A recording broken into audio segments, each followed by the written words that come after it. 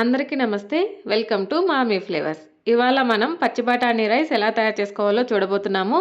మసాలాలు ఎక్కువ లేకుండా సింపుల్గా అయినా చాలా ఫ్లేవర్ఫుల్గా, అలాగే రుచి మాత్రం అదిరిపోతుంది.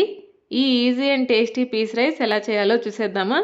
ముందుగా దీనికి 1 కప్పు బాస్మతి రైస్ని పొడి పొడిలాడేలాగా ఉడికించేసుకుని పక్కన పెట్టుకోవాలి.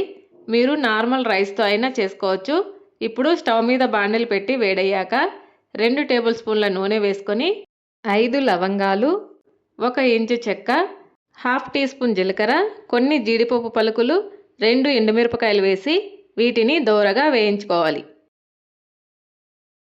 పోపు వేగాక కొద్దిగా కరివేపాకు, కట్ చేసుకున్న 3 పచ్చిమిరపకాయలు, 1 ఉల్లిపాయ ముక్కలు, 1 కప్పు పచ్చి బఠానీ, హాఫ్ టీ స్పూన్ అల్లం వెల్లుల్లి పేస్టు, అలాగే చిటికెడు ఇంగువ వేసి వీటిని ఒకసారి బాగా కలిపేసుకోవాలి.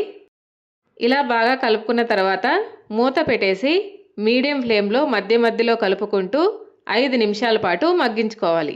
5 నిమిషాల తర్వాత పావు టీ స్పూన్ సాల్ట్ వేసి మరొక 5 నిమిషాల పాటు మధ్య మధ్యలో కలుపుకుంటూ ఫ్రై చేసుకోవాలి.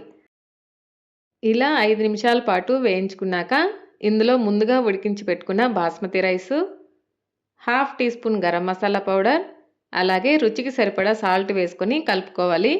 బాస్మతి రైస్ తీసుకున్నాం కాబట్టి లైట్గా కలుపుకోవాలి, లేదంటే రైస్ విరిగిపోయే ఛాన్స్ ఉంటుంది. ఇప్పుడు ఇందులో సన్నగా కట్ చేసుకున్న కొత్తిమీర వేసేసుకొని మరొకసారి కలుపుకోవాలి. చూసారా, రైస్ పొడి పొడిలాడుతూ చాలా పర్ఫెక్ట్గా వచ్చింది కదా. ఇప్పుడు దీనిని సర్వింగ్ ప్లేట్లోకి తీసేసుకొని టొమాటో కెచప్తో కానీ, లేదా పెరుగు పచ్చడి, లేదా ఏదైనా మసాలా గ్రేవీతో సర్వ్ చేసుకుంటే చాలా రుచిగా ఉంటుంది.